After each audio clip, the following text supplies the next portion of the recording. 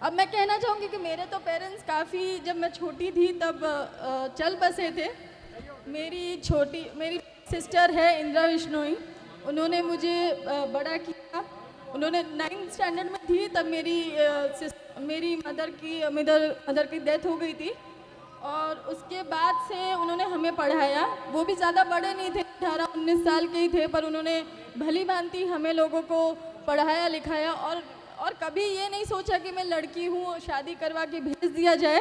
उनकी मोटिवेशन की वजह से आज मैं आगे बढ़ पाई हूँ, क्योंकि हमारे समाज के जो हमारे घर वाले थे, बड़े बुजुर्ग थे, उनके हिसाब से ऐसा था कि बच्ची बड़ी हो गई है, शादी करवा दो, फिर वो देखती रहेगी कि क्या करना है। पर मेरी बहन ने कहा कि जब तक मेरी बहन और मेरा भाई जब तक आगे बढ़ेगा नहीं, पढ़ेगा नहीं, मैं उनकी शादी के बारे में सोचूंगी भी नहीं। मैं डीसा में पोस्टेड थी तब पुलिस वाले आके कहते थे, साहब आपके समाज के लोग सारे विष्णु ही आते हैं, सबके दारू के पकड़े जाते हैं, सबसे ज़्यादा आप ही के समाज के लोग हैं। तो ये जो उनकी धारणा है वो मुझे ख़त्म करनी है कि नहीं, हमारे यहाँ ऐसा नहीं, हमारे यहाँ सबसे IPS IAS और ऐसे लोग हैं। हम उन प्रणाम। मैं गुजरात में न्यायिक सिविल जज तरीके से पोस्टेड हूँ।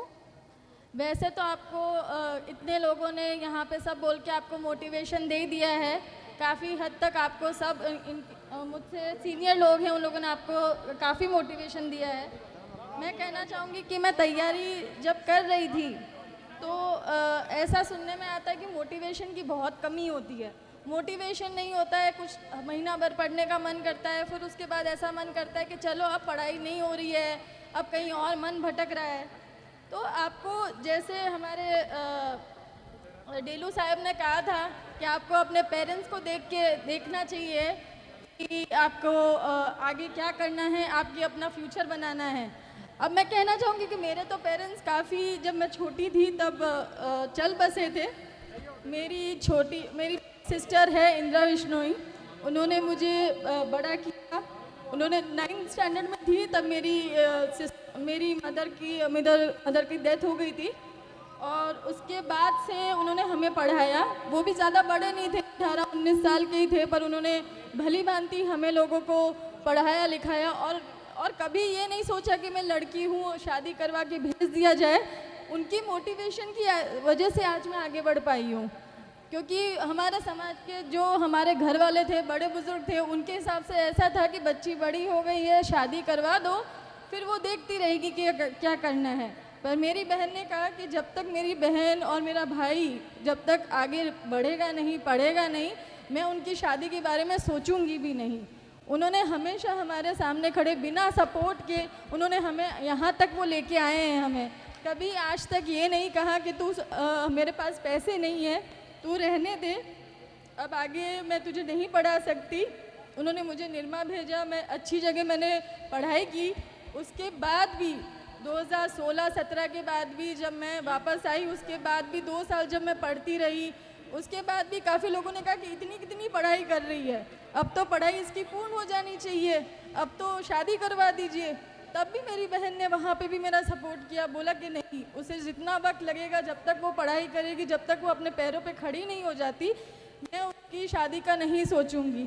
इतना सब लोगों का सुनने के बाद भी उन्होंने कभी हमें ऐसा नहीं सोचा कि वो खुद शादी करके सेटल हो जाए, हमें छोड़ के चले जाए या कुछ। उन्होंने हमेशा हमें हर तरीके से वैसे रखा कि जैसे उसके खुद के बच्चे हों।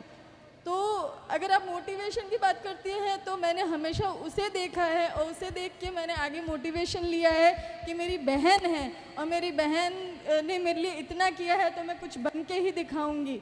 हमारे समाज में महिला को इतना प्रोत्साहन नहीं दिया जाता, और मैं कहना चाहती हूँ कि महिलाओं को ज़्यादा से ज़्यादा प्रोत्साहन दें। महिला जितना आगे बढ़ेगी उतना हमारा समाज भी आगे बढ़ेगा। महिला जब तक अपने छोटे बच्चों को सिखाएगी कि ये हमें इस तरीके से हमें अपने बच्चों को पढ़ाएगी कि पढ़ना ज़रूरी है, तो हमारे यहाँ पे जो ये 2 नंबर की चीज़ें हैं, ये सब है, वो सब ख़त्म होगा, नशा वगैरह सब ख़त्म होगा। जब मैं डीसा में पोस्टेड थी तब पुलिस वाले आके कहते थे, साहब आपके समाज के लोग सारे विष्णु ही आते हैं, सबके दारू के पकड़े जाते हैं, सबसे ज़्यादा आप ही के समाज के लोग हैं। तो ये जो उनकी धारणा है वो मुझे ख़त्म करनी है कि नहीं, हमारे यहाँ ऐसा नहीं, हमारे यहाँ सबसे IPS IAS और ऐसे लोग हैं। हमारे यहाँ 2 नंबर करने धंधा करने वाले लोग नहीं हैं।